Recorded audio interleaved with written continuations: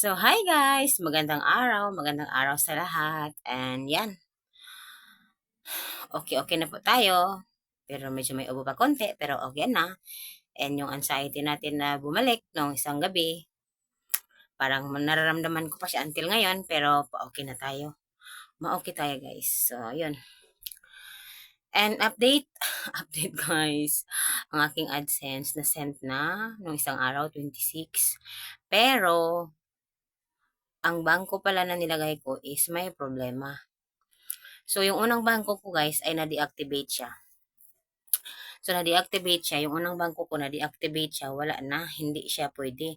So, kailangan ko maglagay ng ibang bangko. So, inano ko sa kapatid ko. Kaso lang, may problema din pala. So, pinuntahan niya kahapon ang bangko malayo. Malayo talaga. Ilang oras binyahin na niya ngayon.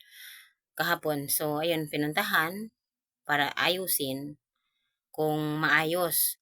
Kaso lang, yung bangko, binalik agad yung pera sa AdSense ko.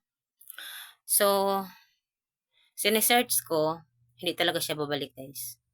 So, i-share ko na lang din itong problema ko.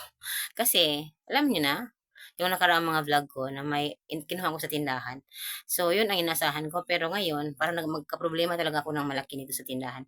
Pero, set aside na yun. Hanapan ko yun ng paraan. And then, yung kapatid ko ang problema ko kasi hindi siya makauwi. Kulang yung pera niya. So, hanap din ng paraan. Si Joy, yung pinsan ko, kasi kasali siya sa mga microloan. Talagang wala akong ibang choice kundi maglo-loan. Mangutang para ibayad sa utang. Hindi siya maganda, tingnan, hindi siya maganda.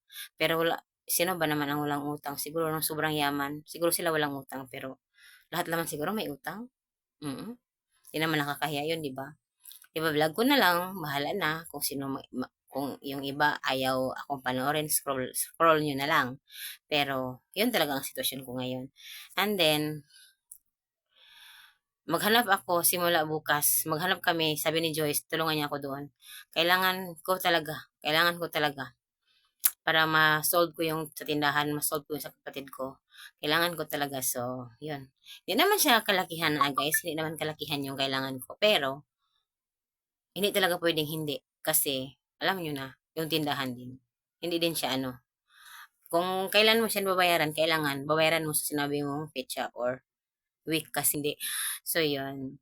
Yun lang ang update ng buhay ko, di ba? Another problem na naman. Pero, goods tayo.